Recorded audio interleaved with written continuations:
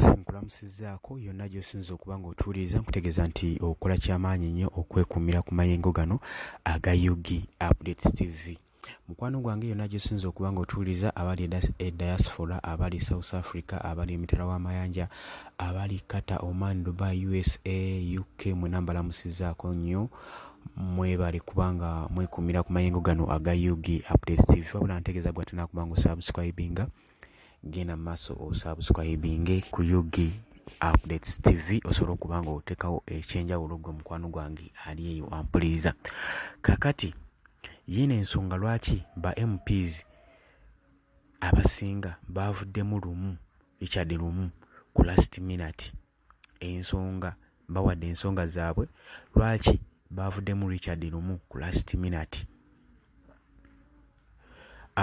Jjukira nti nno ennaku zino tubadde mu kabbinkano okuva omwami ono Richard lumu MP wa Mityana South we yavaayo n'aleeta proposal okwamendinga etteeka erigamba nti leader of opposition abeerenga aselectingibwa ne ba members aba parliament aba opposition, so si kubanga appointingibwa na kibiina kye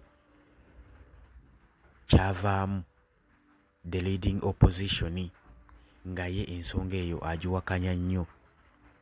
Kaakati ba MPs baavuddeyo ne bawakanya ensonga eno.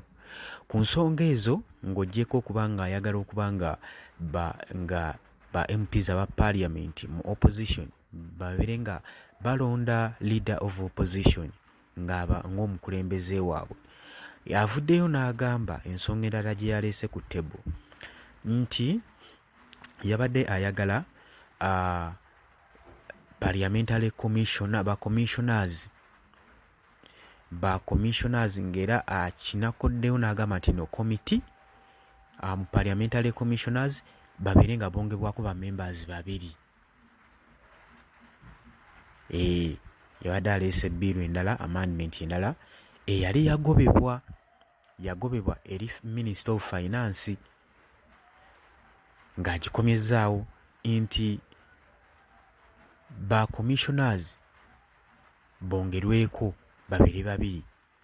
Eno ensonga yakaayizza aba committee boards ne beecwacwana ssaako ne Minister of Finance ne basobola okuba nga bagoba ensonga eno owatali wadde gitunulamu, nga Minister of Finance agamba kino kijja kuba nga kiyingirira funds ne finance mu ggwanga.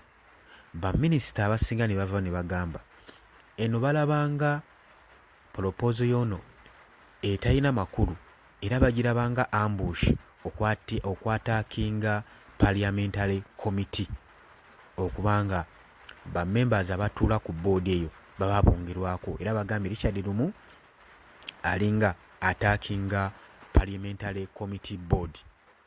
Era ensonga eyo tebaamusekendinze, abasinga baagicriticizinze, yavuddeyo nga tafunyeeyo kalamu yadde n'akamu. Ku ba MPs abalala omuli Matovu yavuddeyo n'agamba nti nno bwentunuulira abantu abasoma nga Richard lumu nzigweramu ddala amaanyi kubanga bye bakola si bye tubasuubiramu.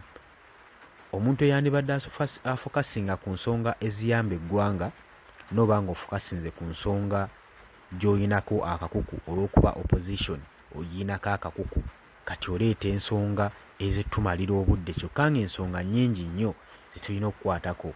Era ba MPs bamukubiririzza abeere nga amaanyi n'essira afokasinge ku section 8, 9 ne 11 ku amendment bill eya 2024 byaba afokasingako, aleme kumalira bantu budde kubanga bamugambye ekibiina ng'ekyo opposition kiyina enkizo y'amaanyi nnyo, y'ensonga waaki n'akalulu kaselectingibwa National Electoral Commission esiteekawo okulonda kw'akalulu olw'ensonga wabeerawo pressure mu opposition. So temulina kubanga muggyako opposition ranks zaayo okubanga beerondera ttiimu gye baagala okuba nga bakulembeza mu opposition okuba leadingira mu parliament.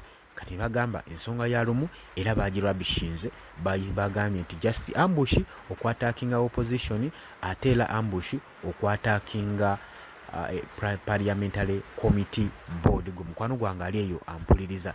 Kakati parliament yasigadde tetuwadde kyakusalawo ng'egamba egenda kubeera nga etuddamu mu bwangu nnyo kubanga egenda kubanga ereactinga ku nsonga za Richard Lumu nga wekyetaagisa. Tugenda kubanga tugakuleetera, tugenda kubanga tugakuwa gonna amawulire agava mu parliament.